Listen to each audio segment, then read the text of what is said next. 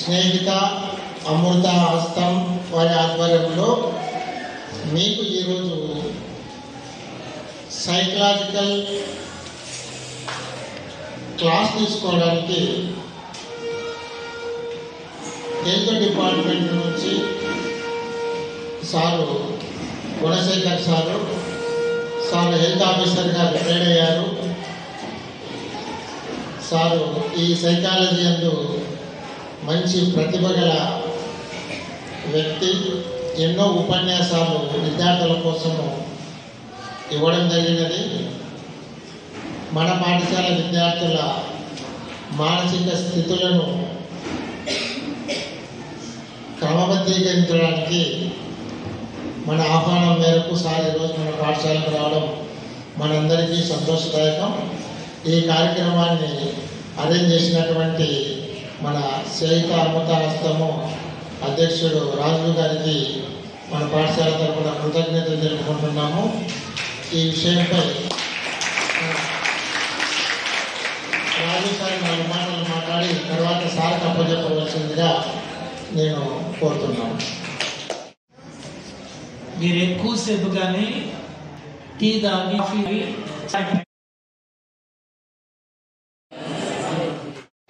వేదికకు అలంకరించిన పాఠశాల ప్రధానోపాధ్యాయుల గారికి, అలాగే ఇక్కడికి వచ్చేసినటువంటి retired district health education officer Gunasekhar sir గారికి, ఉపాధ్యాయులకు, అలాగే విద్యార్థులకు అందరికీ శుభాకాంక్షలు. ముఖ్యంగా మీరు తొందరలో ఒక 15 రోజుల్లో ఎగ్జామ్స్ పోతున్నారు కదా, ఆ ఎగ్జామ్స్ గురించి మెయిన్. ఇప్పుడు ఎగ్జామ్స్లో మీ మానసిక స్థితి ఎట్లా ఉంటుంది, ఎలా ఉండాలి. చాలామంది భయపడుతుంటారు, పబ్లిక్ ఎగ్జామ్స్ కదా, అందరూ అడుగుతుంటారు. మరి అందరూ అడిగేటప్పుడు సమాధానం చెప్పాలి. ఖచ్చితంగా పాస్ అవుతాము, ఫస్ట్ క్లాస్ వస్తాము, సెకండ్ క్లాస్ వస్తాము, ఇట్లాంటివి వస్తుంటాయి. మరి ఆ అడిగే క్రమంలో మీద ఒక రకమైన ఒత్తిడికి గురవుతారు. అందరూ అడిగినారు, మరి మా పరిస్థితి ఏమవుతుందో లాస్ట్కు. బాగా చదివే వాళ్ళు కూడా ఒక్కొక్క మానసిక ఒత్తిడికి గురవుతారు. అలాంటి ఒత్తిడికి గురి కాకుండా ఎంతమంది ఎన్ని అడిగినా కూడా మన సమాధానం ఒకటే, మన లక్ష్యం ఒకటే అనే రీతిగా మనం సాగిపోవాలని చెప్పేసి మరి ఈ సందర్భంగా ఇక్కడ అవకాశం ఈ కార్యక్రమం ఏర్పాటు చేసుకునే హెడ్ మాస్టర్ గారికి, అవకాశం ఇచ్చిన హెడ్ మాస్టర్ గారికి మరొకసారి హృదయపూర్వక ధన్యవాదాలు తెలియజేస్తున్నాను. మా రాజు గారికి అందరికీ నమస్తే. మీకు కూడా నమస్తే. మాట్లాడరే మీరంతా ఎవరు? నేను స్టూడెంట్స్ అడగరు. మీరు మనుషుల జంతువులు అని కూడా అడగరు, పిల్లల అని కూడా అడగలేదు. ఎవరు మీరు?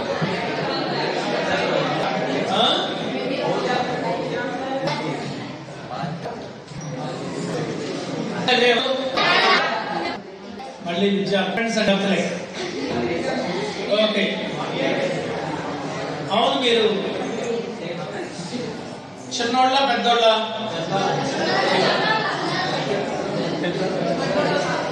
మీకే క్లారిటీ లేదు.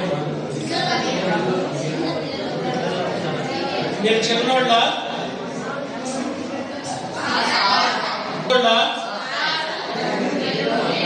చిన్నోళ్ళగా మీరు మాట్లాడకూడదు. నవ్వు నవ్వే. మీరు చిన్నగారు, నేను అందులో మీరే అంటున్నా. మీకు అన్ని తెలియదా? కొంచెం తెలుసు. హలో, మీరు మాట్లాడుకుంటే టైం వేస్ట్ అవుతుందేమో.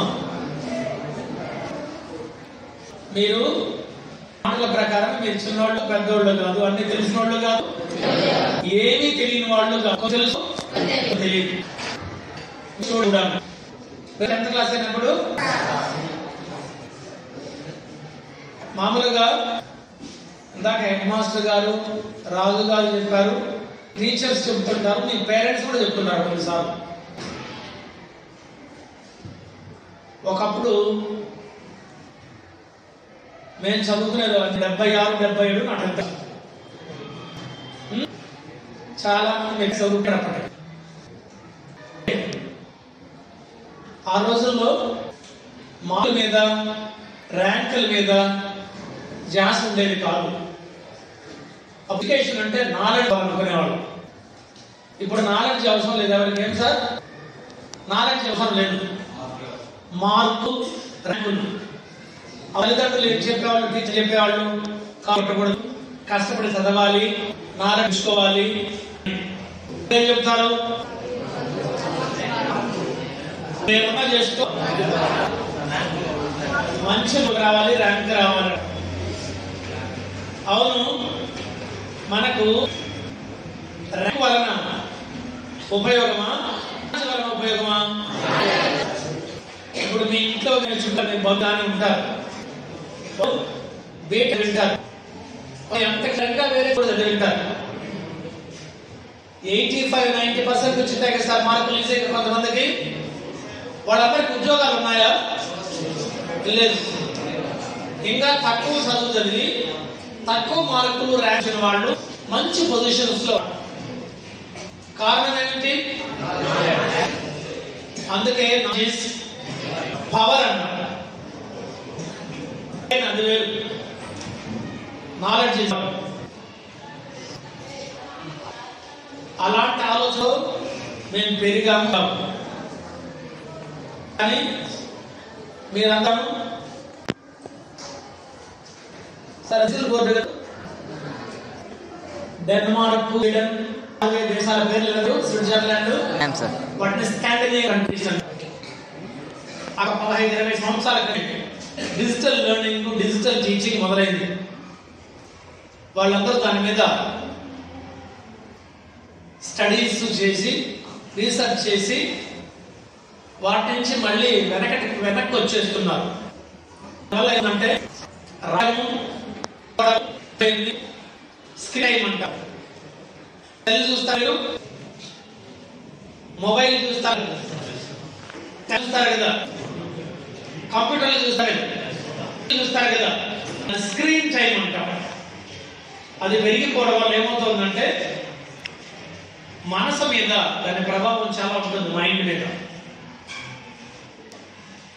ఏదో మాట్లాడుకున్నాము, అనుకోకుండా పోవడము, రాయడం దాదాపుగా లేకపోవడం వల్ల వాళ్ళు మానసికంగా కురింగిపోతూ వాళ్ళలో ఆ గ్రాస్పింగ్ పోవడము, హెడ్ఏక్ రావడము, మానసిక సమస్యలు ఎదుర్కొంటున్నారు. ప్రధాన కారణం స్క్రీన్ అంటా ఉన్నారు. సో నేను మీకు ఇచ్చే మొదటి సలహా అంటే, మీరు మొబైల్ చూడడం కానీ, కంప్యూటర్లు చూడడం కానీ, టీవీ చూడడం కానీ కనీసం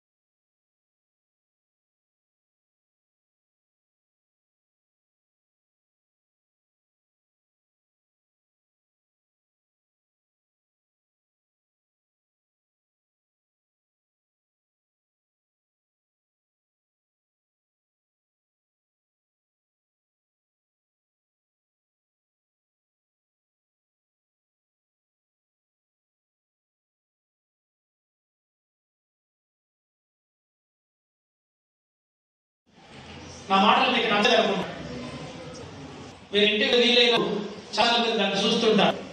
ఇంకో విషయం తెలుసు, మరి ఏదో సేవ్ చేసిన తప్పుకు వస్తుందనో బోరు కొడుతుందని అంటారు కదా మన వాళ్ళు, అంటారు అందరూ. దాని కారణం ఏమిటంటే స్ట్రెస్. మనం స్ట్రెస్, స్ట్రెయిన్ అనేది ఫిజికల్ గానే ఉంటుంది, మెంటల్ గానే ఉంటుంది, మానసికంగా ఉంటుంది, శారీరకంగానే ఉంటుంది. కానీ ఫిజికల్ స్ట్రెస్, స్ట్రెయిన్ కొంత రెస్ట్ తీసుకుంటే తగ్గిపోతుంది.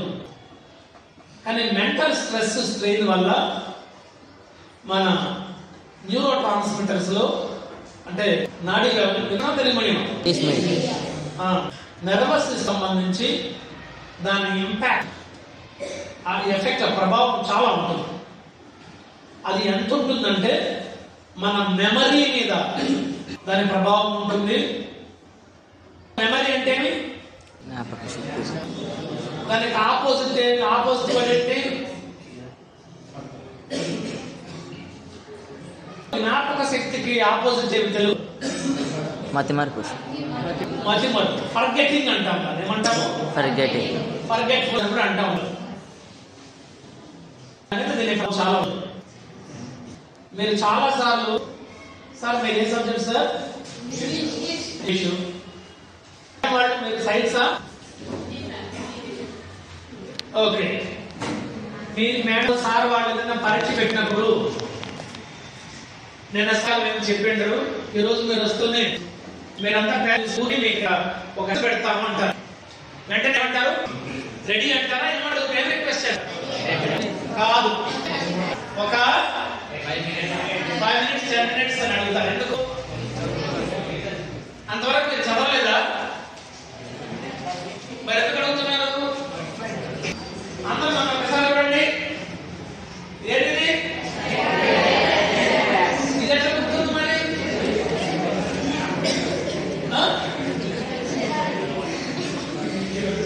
ఇది ఎట్లా గుర్తుంది?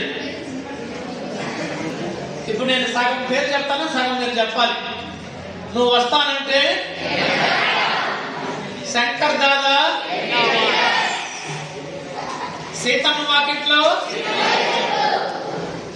అత్తారింటికి. దానికి ఇంకా టైం ఉంది. అవును, ఇవి నేను అడిగితే మీరు వెంటనే ఎలా గుర్తొచ్చింది మీకు?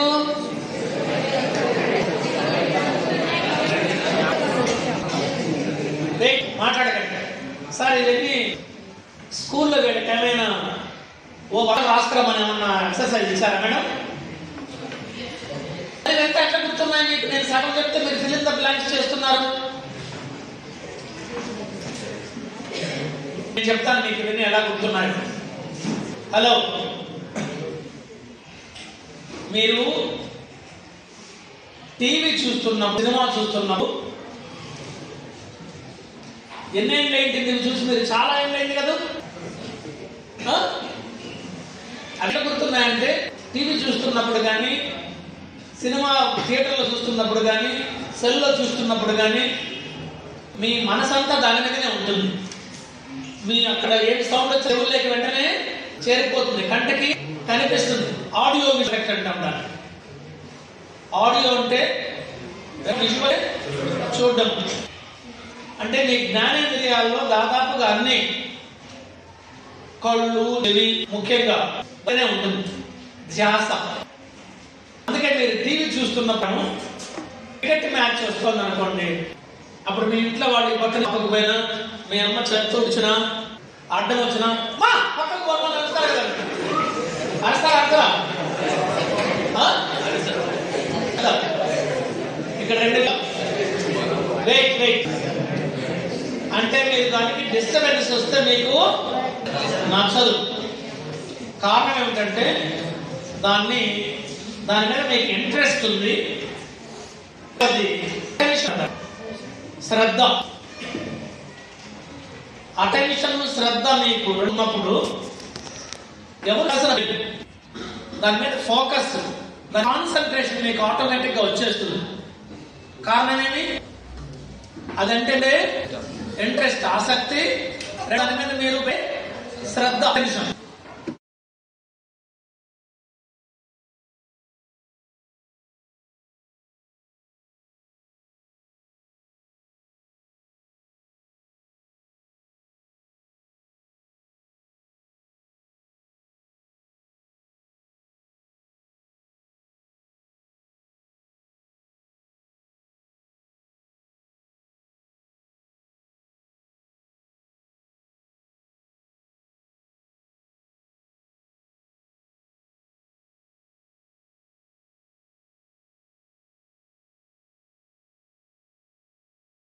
చెప్పు అంటారు. మీరేమంటారు? ఇప్పుడు ఉండే వ్యక్తులు కూడా దారి పెట్టడం కోరుకుంటారు. కారణం ఏంటి? బాడీ ప్రెజెంట్, గట్టిగా బాడీ ప్రెజెంట్. ఇప్పుడు మీకు అర్థమైందా? హలో, మీరు చదివింది మీకు గుర్తు లేకపోవడానికి కారణం మీరే. మీకు ఇక్కడ విషయం చెప్పాలి. మన నర్వస్ సిస్టంలో, నాడీ వ్యవస్థలో 4 నెర్వ్స్ అనేవి ఉంటాయి. దానికి బేసిక్ ఫంక్షన్ గురించి న్యూరాన్ అంటారు. మీరు చదివింటారు.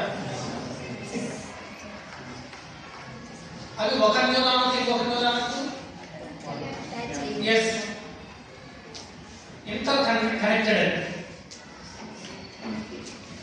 మీకు జ్ఞాపక శక్తి అనేది మన యావరేజ్ సగటున ఎవరికి మరీ తక్కువే ఉండదు.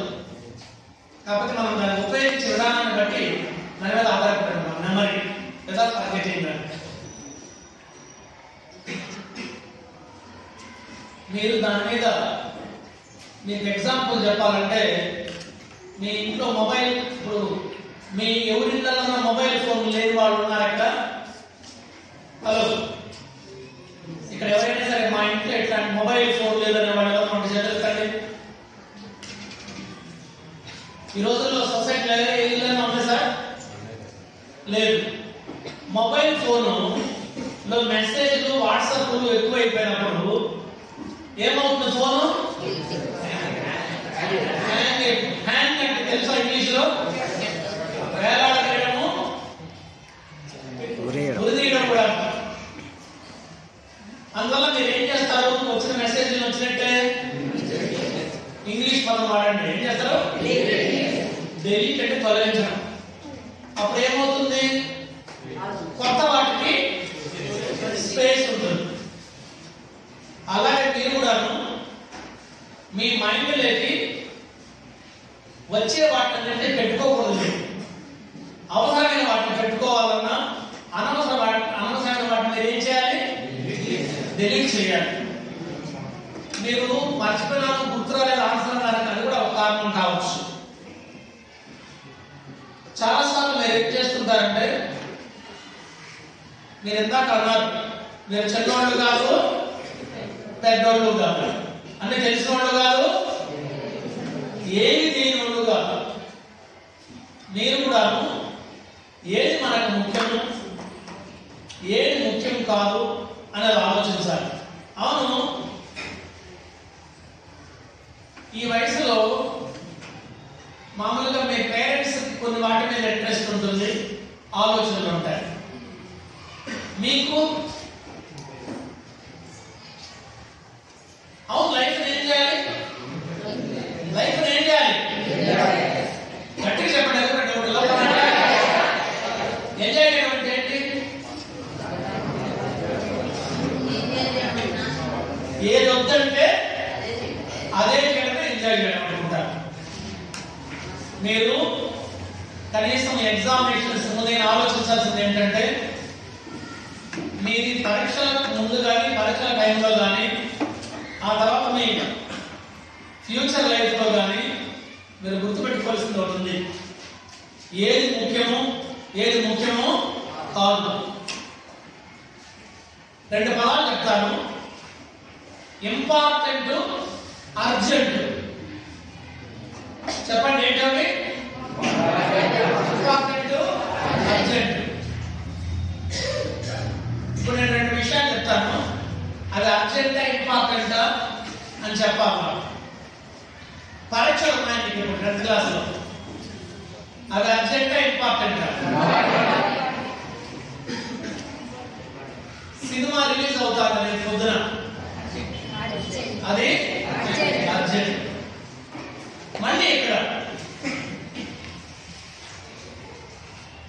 మీరు పరీక్షలు ఏమన్నారు? ఇంపార్టెంట్. రేపు చూడాల్సిన సినిమా లేకపోతే రేపే లాస్ట్ డే, అర్జెంట్ పోవాల్సిందే. పరీక్షలు చదవకుంటారు కదా. కాబట్టి ఇక్కడ ఏమర్థము? ఇంపార్టెంట్ అన్ని అర్జెంట్ కాదు, అర్జెంట్ అన్ని. ఇప్పుడు చెప్పండి, రేపు ఇంపార్టెంటా?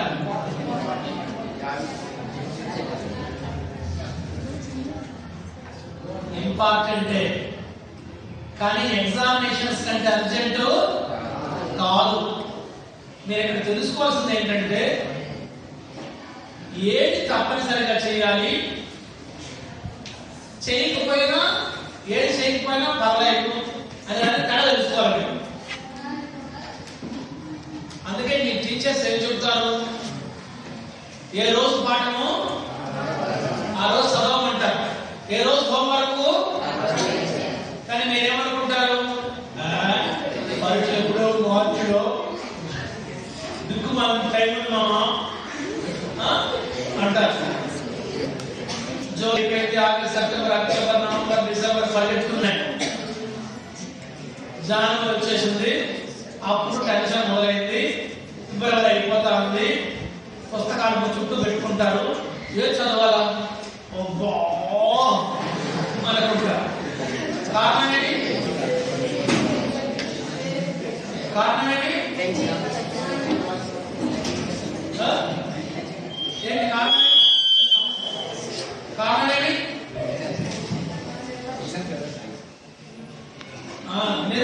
లక్ష్యం.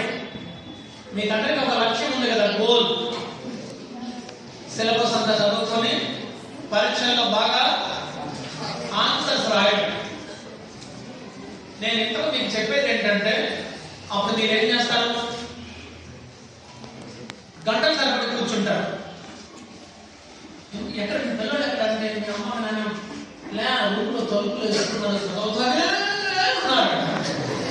మీరేం చేస్తున్నారు, లోపల సెల్ ముందర పెట్టుకున్నాం. హలో, దాని వలన ఏమవుతుంది తెలుసా, మీలో స్ట్రెస్ కలుగుతుంది, టెన్షన్ పెరుగుతుంది, చదివింది జ్ఞాపకం ఉండదేమో అనే ఒక భయం వెంటాడుతుంది, దానివల్ల కొంత ఫ్రస్ట్రేషన్ ఉంది.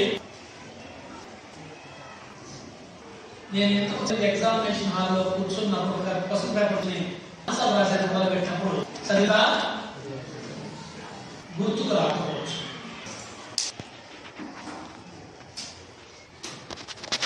నేను చాలా ఉంది ఈ పరిస్థితిని ఎదుర్కోకూడదు, ఎవరు ఎదుర్కోకూడదనే మేమంతా కోరుకుంటున్నాం.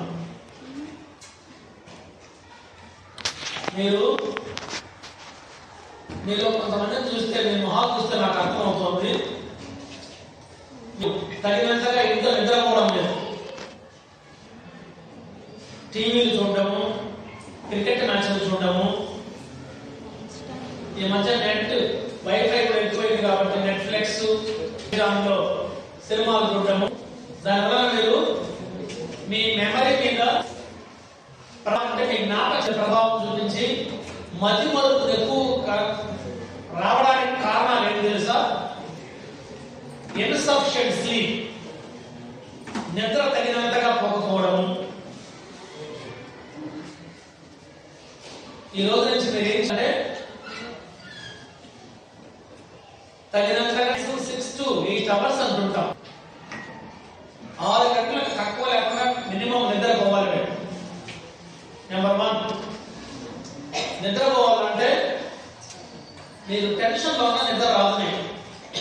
అందుకని మీరు ఒక టైం టేబుల్ వేసుకోవాలి. ఈ రోజు నేను ఫలానా సబ్జెక్ట్లో ఫలానా టాపిక్ చదివేయాలి, చదివే సాంతంగా ఉండకూడదు. మీరు ఎంతసేపు పడుకున్నారో, పడుకోవడం వేరు, నిద్రపోవడం వేరు. తెలుసా మీకు? కొంతమంది పడుకుంటారు కానీ నిద్ర రాదు. నిద్ర ఎవరికి రాదు? అప్పులు చేసేసి ఎలా తీర్చేదని బాధపడే వాళ్ళకు, పిల్లలు పెద్దోళ్ళు అయిపోయినారు వాళ్ళకి పెళ్లిళ్ళు ఎట్లా చేయాలనుకునే వాళ్ళు. మీకందరికి ఆ సమస్యలు ఉన్నాయా? లేవు. మరి మీకెందుకు నిద్ర రాదు? మీకే జవాబు తెలుసు, ఆలోచిస్తే. రెండవది, మీరు తినే ఫుడ్, మీరు ఏది పడితే తింటున్నారు. జంక్ ఫుడ్స్ కూడా ఎక్కువ తింటున్నారు. వాటిని మానుకోండి. ఫస్ట్ మీ ఇంట్లో అమ్మ ఏం చేస్తే ఆరోగ్యానికి మంచిదని అది తినండి, నిద్రపోండి. తర్వాత మీరు చేసే ఇంకొక పొరపాటు ఏంటంటే, చదివితే 5-6 గంటలు వరుసగా కూర్చొని చదవడానికి ప్రయత్నం దానివల్ల ఉపయోగం ఉండదు. అవును,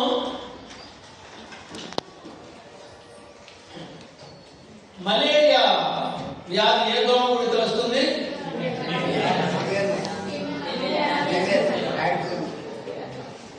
ఫైలేరియా వెళ్ళదా పేరు?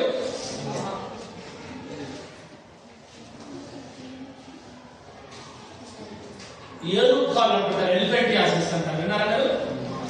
కాలు లావుగా ఊదిపోయింది, దాన్ని ఫైలేరియా అంటారు. ఇంకొక దోమ పేరు అనాఫిలిస్ కాకుండా ఇంకొక దోమ పేరు అనాఫిలిస్. ఇంకోటి మేల్ ఫిమేల్ అదే. ఇంకా అనాఫిలిస్ కాకుండా ఇంకేముంది?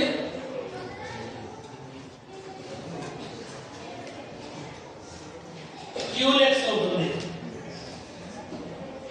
నేను చదువుకునే రోజుల్లో అనాఫిలిస్ కి క్యూలెక్స్ కి మలేరియా ఫైలేరియా కన్ఫ్యూజన్ ఉండడం వల్ల దేని వల్లనే నేను ఎం అంటే మలేరియా, ఏ అంటే అనాఫిలిస్. ఎంఏ అంటే నాకు ఏం గుర్తొస్తుంది? మలేరియా చేసే దోమ పేరేమి? అనాఫిలిస్. ఇంకోటి క్యూలెక్స్, ఎఫ్సి అంటాం, ఫైలేరియా క్యూలెక్స్.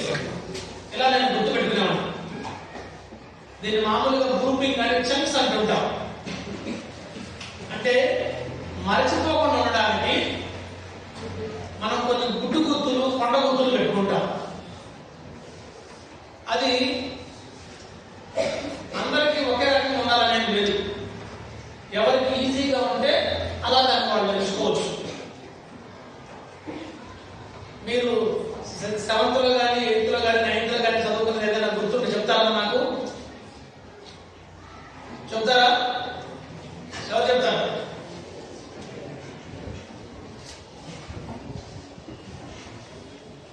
నేను 1977లో నేర్చుకున్నది ఒక ఇంగ్లీష్ రైమ్ మీకు చెప్తాను. ఎన్నేం లైన్స్ ఉంది? ఎన్ని సంవత్సరాలు అయింది ఇప్పటికి? 28.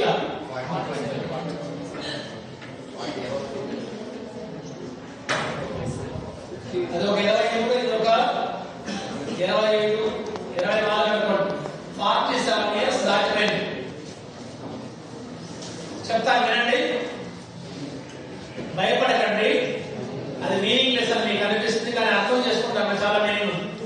Peter Piper pickle a peck of pickle pepper, a peck of pickle pepper, Peter Piper pickle, a Peter Piper pickle a peck of pickle pepper, where is the peck of pickle pepper, Peter Piper pickle.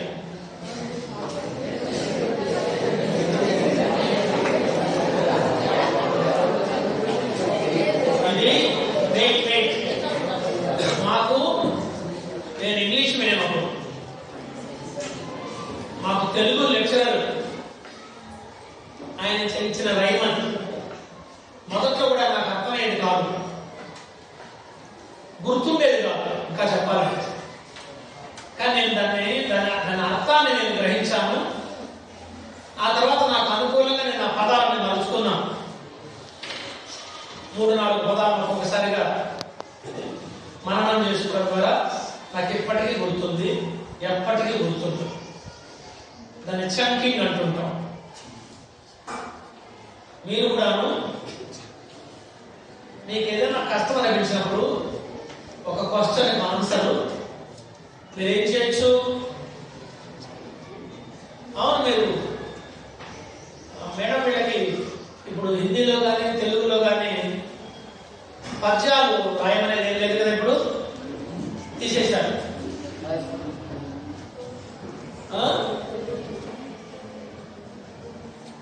పద్యాలు ఉన్నప్పుడు ఒక పద్యంలో 4 లైన్లు ఉంటే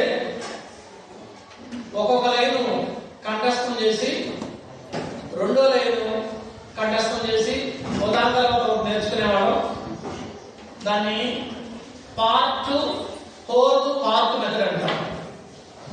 మీరు 4 paragraph ఉందనుకోండి, మీకు ఒక క్వశ్చన్కి ఆన్సర్.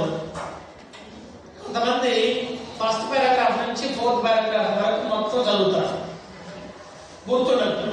ఇంకొంతమంది ఏం చేస్తారు, ఒక్కొక్క పారాగ్రాఫ్ నేర్చుకుంటారు, రెండో పారాగ్రాఫ్ నేర్చుకుంటారు, మూడోది నాలుగో నేర్చుకుంటారు, మళ్ళీ అన్ని చదువుతారు. ఇంకొంతమంది ఇలాంటి తెలివైన వాడు కాకుండా అలాంటి గర్ల్ స్టూడెంట్స్ అయితే ఏం చేస్తారు, ఫస్ట్ పారాగ్రాఫ్ లో ఒక్కొక్క సెంటెన్స్ ఒక్కోసారి నేర్చుకుంటారు. అది ఫార్త్ మెథడ్ అంటారు. ఫార్త్ అంటే ఒక భాగం. హోల్ మెథడ్ అనేది అది వేరు. అంటే అది it difference from student to student. వాళ్ళ ఇంట్రెస్ట్ ని బట్టి, వాళ్ళ అటెన్షన్ బట్టి, వాళ్ళ కాన్సన్ట్రేషన్ లెవెల్స్ బట్టి ఉంటుంది. మీరు కూడా నేర్చుకోవాలనుకున్నప్పుడు ముందు ఇప్పుడు నేను చెప్పిన లైన్ నాకు ఎలా గుర్తుందంటే దాని అర్థాన్ని నేను అర్థం చేసుకున్నాను, అందుకే నేను మర్చిపోలేదు. ఇప్పుడు నేను సగం చెప్తే మీరు సగం చెప్తున్నారు సినిమా టైటిల్స్. నేను ఎట్లా అంటే మీరు ఏమన్నారు, ఏం సినిమా పేరు అది? అందులో హీరో ఎవరు? హీరో పూర్తి పేరు ఏం సినిమాలో?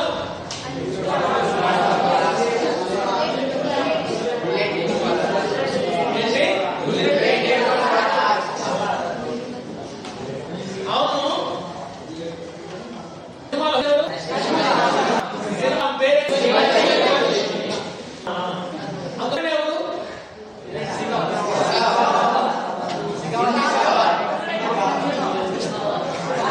ఓకే, అవును.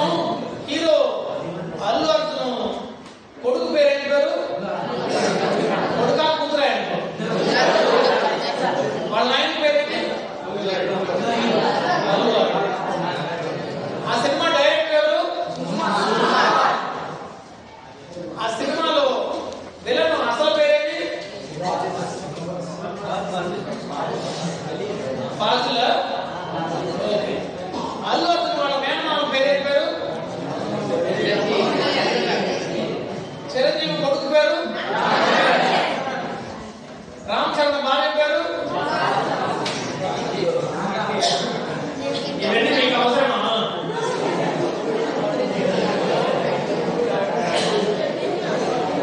హలో, ఇవన్నీ మీకు అవసరమా? అంటే మీరు అనవసరమైన మంది మీ బ్రెయిన్ లో లోడ్ చేసి పెట్టుకుంటున్నారు, అనవసరమైనది. అందువల్ల మీకు అవసరమైన ఇక్కడ పెట్టుకోవడానికి స్పేస్ లేదు. మీరు ఏం చేయాలి? హలో, అవును. ఇప్పుడు మీరు చెప్పిన పేర్లను ఎన్నిసార్లు కంఠస్థం చేస్తారు మీరు? ఒక్కసారి వింటే 100 సార్లు విన్నట్టు. మరి సిలబస్ లో మీ టీచర్స్ అన్నిసార్లు చెబుతుంటారు, చదువుతారు, అనేది గుర్తుండదు. కారణం ఏమన్నా? రెండు: ఇంట్రెస్ట్, అటెన్షన్. హలో, హిమాలయ పర్వతాలు అంటా నేను ఇప్పుడు అన్నా. మీ కళ్ళ ముందు నల్లగా కనిపించిందా, ఎర్రగా కనిపించిందా? అంటే నేను హిమాలయ పర్వతాలు అంటే మీ కళ్ళ ముందు కనిపిస్తున్నాయి కదా. అంటే కళ్ళ ముందు కనిపించవు, మనసులో. దాన్ని విజువలైజేషన్ అంటారు. ఏమంటారు? మీరు హిమాలయాలు అంటే మీకు గుర్తొచ్చినప్పుడు చదువులో కూడా మీరు చదివేటప్పుడు విజువలైజేషన్ అంటే దాన్ని మైండ్ మ్యాపింగ్ అని కూడా అంటాం. మీరు చదివే దాని మీద మీ శ్వాస, మీ ఆసక్తి దాని మీద పెడితే మీరు మరిచిపోయే అవకాశాలు తక్కువ కాదు. ఇంకో ముఖ్యమైన విషయం ఏంటంటే మీరు చదివేటప్పుడు ఇందాక నేను అన్నాను బాడీ ప్రెసెంట్, కానీ సినిమా చూసేటప్పుడు బాడీ మైండ్ రెండు ప్రెసెంట్. మరి చదువు మీద ఎందుకు ఉండదా? ఇది మీకు ఇంట్రెస్ట్ లేదు. హలో, చాలా మంది ఏమనుకుంటారంటే మెమరీ పెరగడానికి మందులు ఏమైనా ఉన్నాయా అనుకుంటారు. ఏం లేదు. నిజంగా మీకు జ్ఞాపకశక్తి తక్కువ ఉంటే మీ ఇంటికి దారి కూడా మర్చిపోవాలి మీరు. టీవీ ఎలా ఆన్ చేయాలో ఆఫ్ చేయాలో, మొబైల్ ఫోన్ ఎలా ఆపరేట్ చేయాలో అది కూడా మర్చిపోవాలి. నిజంగా మీకు మధ్య మనకు ఉంటే ఎక్కువగా అవి మీరు మర్చిపోవడం లేదు. మర్చిపోతున్నారా? సినిమా చూసి వచ్చేసినాక అందులో సినిమాలో ఉన్న హీరోల పేర్లు కానీ, ఆ పాటలు కానీ, ఆ డైలాగులు కానీ ఏమి అసలు మీకు గుర్తుండకూడదు. మీకు నిజంగా జ్ఞాపకశక్తి తక్కువైతే, మధ్య మరకు ఎక్కువైతే, కానీ అది జరగడం లేదు కదా. దాని అర్థమేమి? మీకు జ్ఞాపక శక్తి తక్కువేమి కాదని, మధ్య మరుపుతనం కూడా ఎక్కువ మీకేమి లేదని. అది గట్టిగా చెప్పండి. అందుకని ముందు మీరు ఏం చేయాలంటే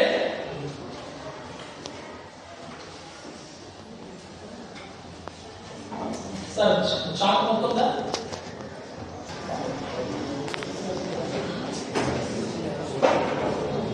హలో,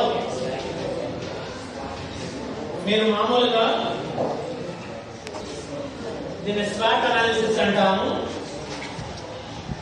ఎస్ అంటే స్ట్రెంగ్స్, అంటే బలాలు.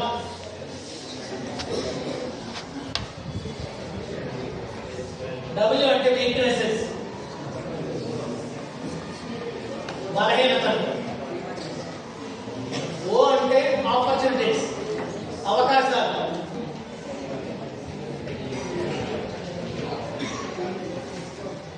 టీ అంటే థ్రెడ్స్, అంటే అడ్డంకులు, అవరోధాలు, ఆటంకాలు.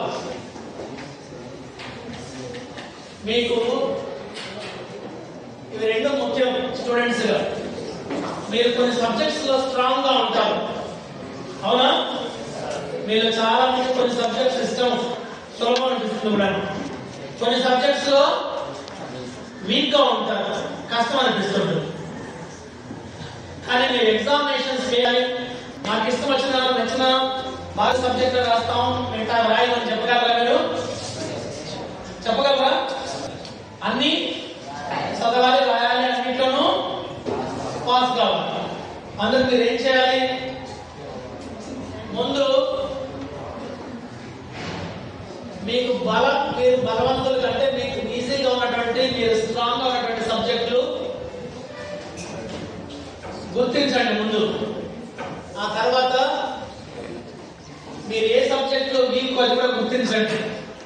కొంతమందికి సబ్జెక్ట్ మొత్తం కాదు కానీ కొన్ని ఆ సబ్జెక్ట్ లో కొన్ని లెసన్స్, కొన్ని టాపిక్స్ కష్టం అనిపిస్తుంది. అట్లాంటి పాట మీరు ఏం చేయాలి? ఈ వీక్నెస్ అన్నింటినీ మీరు ఏం చేయాలి? స్ట్రెంగ్త్ గా మార్చుకోవాలి. మార్చుకోవడానికి మీకు కొన్ని అవకాశాలు ఉంటాయి, ఆపర్చునిటీస్. ఏంటవి? దాన్ని మళ్ళీ మళ్ళీ చదవడము, లేదా డౌట్ ఉంటే టీచర్ని అడగడము. టీచర్ని అడగడానికి వీలు కానప్పుడు మీ క్లాస్లోనే ఆ సబ్జెక్ట్ లో స్ట్రాంగ్ గా ఉండి నాలెడ్జ్ ఉన్న వాళ్ళని క్లాస్మేట్స్ అడగడము. అది వీలు కాకపోతే మీ ఇంట్లో మీ పేరెంట్స్ కానీ, మీ బ్రదర్స్ టీచర్స్ కానీ, సిస్టర్స్ కానీ, ఇంకా ఎవరైనా తెలిసిన వాళ్ళని అడగడము. బుక్ మళ్ళీ మళ్ళీ చదవడం. ఆ క్రమంలో మీకు కొన్నిసార్లు అవరోధాలు, ఆటంకాలు, ఇబ్బందులు ఎదురుకావచ్చు. ఫ్రెండ్స్, నేను ఇదంతా మీకు ఎందుకు చెప్తున్నాను తెలుసా? మీరు ఈరోజు వెళ్తూనే ఒక పేపర్ ఒకటి తీసుకోండి. మీకు ఎక్కువ రోజులు లేదు ఎగ్జామినేషన్. మీరు ఏ సబ్జెక్ట్ లో స్ట్రాంగ్, ఏ సబ్జెక్ట్ లో వీక్. కొన్నిసార్లు ఒక సబ్జెక్ట్ లో కొన్ని నచ్చుతాయి, కొన్ని కష్టం అనిపిస్తాయి. మీకు కొన్ని లెసన్స్, టాపిక్స్, చాప్టర్స్, వాటిని ఐడెంటిఫై చేయండి, గుర్తించండి. ఇంకా చెప్పాలంటే మీరు పుష్ప సినిమాలో ఉండే హీరో, హీరోయిన్లు మొత్తం వాళ్ళ జాతకాలు చెప్తున్నారు.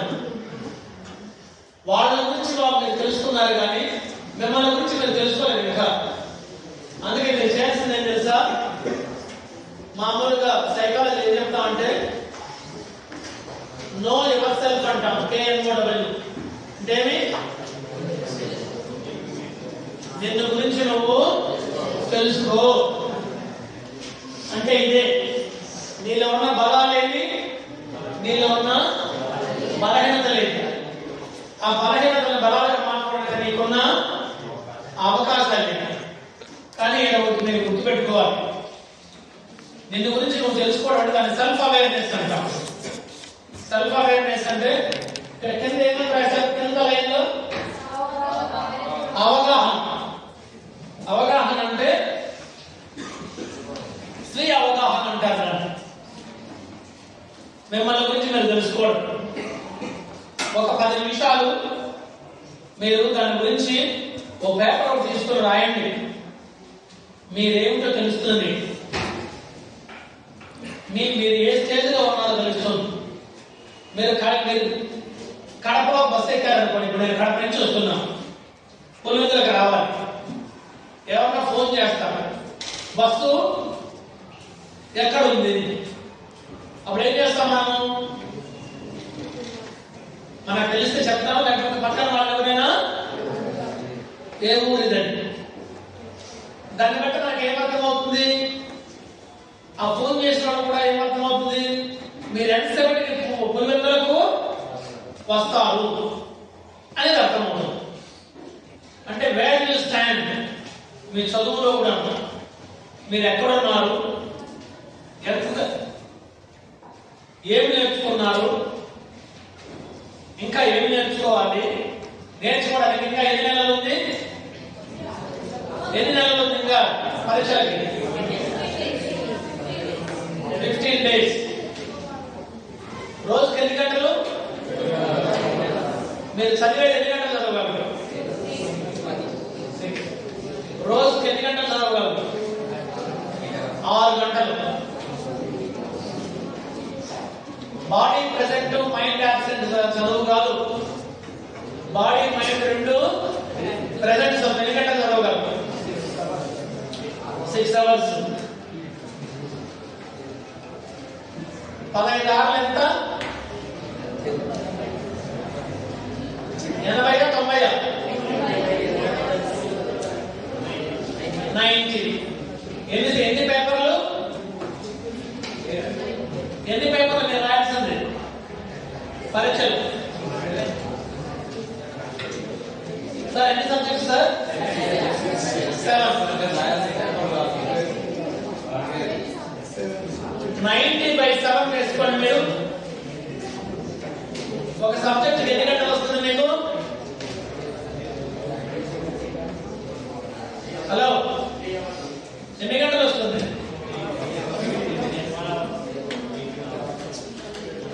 18 గంటలు వస్తుందా?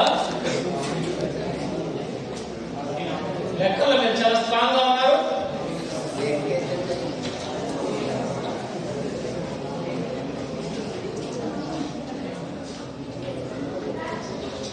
సార్ 13 గంటలు వస్తుందా? 7 సబ్జెక్ట్ అంటే 95 గంటలకి. సబ్జెక్ట్కి ఎన్ని గంటలు వస్తుంది? 13 hours కూడా రాదు. 10 గంటలు వస్తుంది సార్.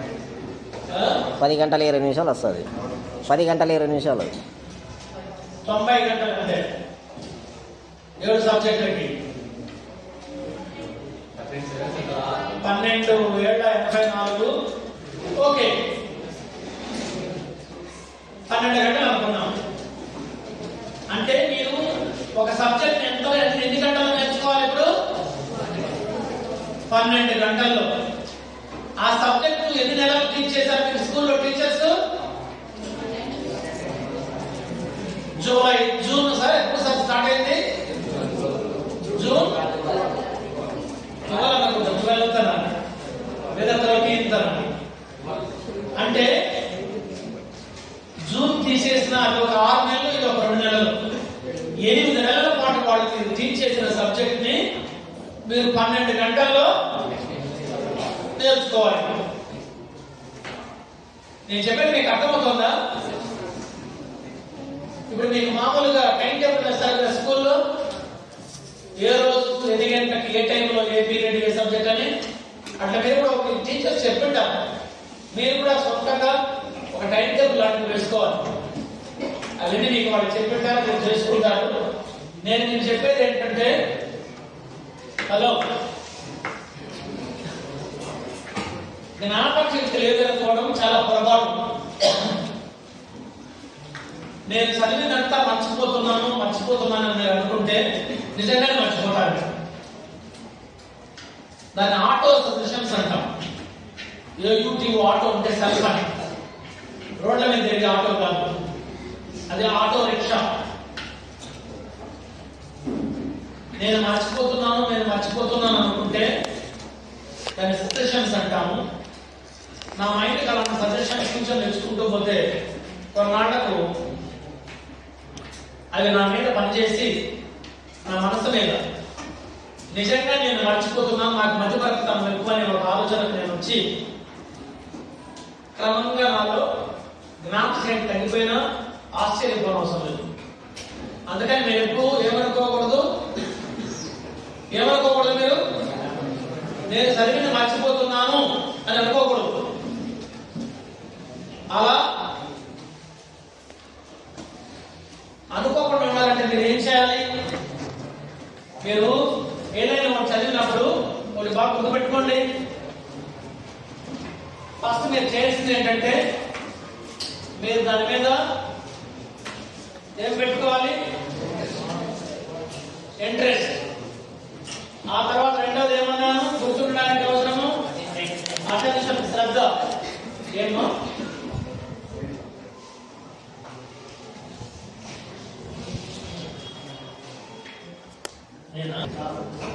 Hello, attention. మూడవది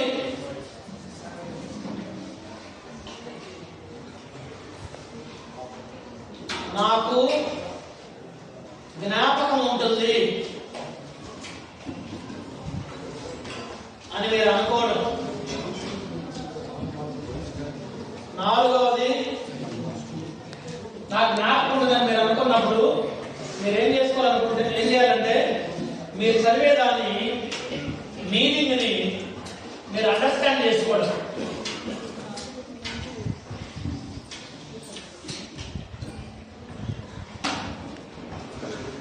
తర్వాత మీరు దాన్ని చదివిన తర్వాత రెపిటేషన్ అంటారు. దాన్ని ఏమంటారు? రెపిటేషన్ అంటే మీరు మ్యాథమెటికల్ టేబుల్స్ లెక్కలు ఉన్నాయి కదా, వాళ్ళు ఎలా నేర్చుకున్నారు? మీరు చిన్నప్పుడు ఎలా నేర్చుకున్నారు? 2 2 4 2 3 6 4 8 2 5 10 ఎన్నిసార్లు చెప్తారు అట్లా? లెక్కలు ఎన్నిసార్లు? నీకు చాలా ఎన్నిసార్లు రాయమంటారు ఉదాహరణని? లెక్కలు 5 times 10 times రాయమంటారు మినిమం. అలా రాయగా దాన్ని ఏమవుతుంది తెలుసా? నీ మనసులో అలాగే ప్రింట్ అయిపోతుంది. మెమరీలో 2 ఉంటాయి, లాంగ్ టర్మ్ మెమరీ అని, షార్ట్ టర్మ్ మెమరీ అంటారు.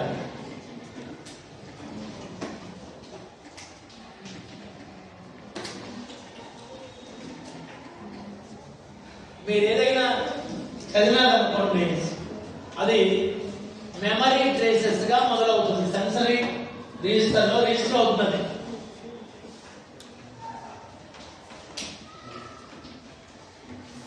అది ఏమవుతాయంటే మెల్లగా షార్ట్ టర్మ్ మెమరీకి వెళ్ళి మీరు వెళ్ళి పాటించినప్పుడు అక్కడి నుంచి ఎక్కువ కాలం జ్ఞాపకం ఉండిపోవడానికి వెళ్ళిపోతాయి. అవన్నీ జరగాలంటే ఇవన్నీ జరగాలి. తర్వాత మీరు కొన్నిసార్లు హలో ఎక్కడికైనా పెళ్లిళ్ళకి కానీ ఫంక్షన్లకు కానీ వెళ్ళినప్పుడు మీరు గమనించుంటారు, అవును వాళ్ళ పేరు ఏమైనా ఉంది, గొంతులోనే ఉంది అనుకుంటారు అన్నమాట. ఎప్పుడన్నా విన్నారన్నమాట? ఎంతో సడన్ గా నాకు గుర్తు రాలేదు. అదే ఎప్పుడన్నా గమనించారా? కారణం ఏంటి?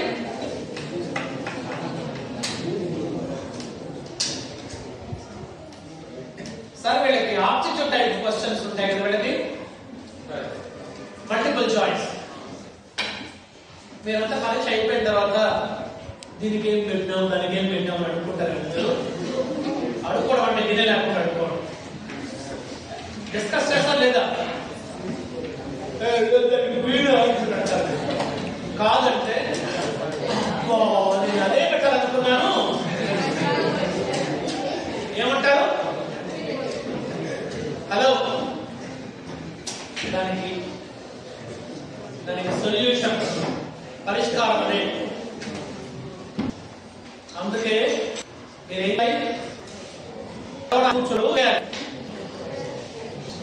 దాని ధ్యాస శ్వాస ఉండాలి. మీరు మనిషి ఒక చోట మన అలా మేము చదివినప్పుడు మళ్ళీ ఇంకోసన్నాను, మనం చదివింది జ్ఞప్తికి రావాలంటే అంటే గెటింగ్ ఇట్ బ్యాక్, రిట్రీవల్ అంటారు. దాన్ని ఏమంటారు? ఇంగ్లీష్ పదాలు మీకు కష్టం అనిపించినా వదిలేయండి. అంటే గెటింగ్ ఇట్ బ్యాక్. మనం చదివిన కొన్నిసార్లు గుర్తుండదు, అది గుర్తుకు రావాలంటే ఇవి చాలా ఇంపార్టెంట్. ఇవన్నీ తర్వాత చాలా మంది చేసే పని ఏంటంటే కూర్చుని గంటల తరబడి చదువు బట్టి కొట్టినట్టు కొడుతుంటారు. తప్పు. అందుకే టీచర్స్ కానీ పెద్దవాళ్ళు ఏం చెప్తారు, దాన్ని ఒకసారి చదివి అర్థం చేసుకోమంటారు. అర్థాన్ని గ్రహిస్తే జ్ఞాపకం ఉండడం చాలా సులభం అవుతుంది. తర్వాత ఒక అర్ధగంట లేదా 40 నిమిషాలు చదివిన తర్వాత మళ్ళీ మీరు ఏం చేయాలి? కొంత బ్రేక్ తీసుకోవాలి. ఒక 5 నిమిషాలు లేదా 10 నిమిషాలు. ఆ తర్వాత మళ్ళీ మీరు చదవచ్చు. అలా చదవడం వల్ల నేను మర్చిపోకుండా ఉంటాను. చివరిగా మీకు ఒక విషయం చెప్తాను.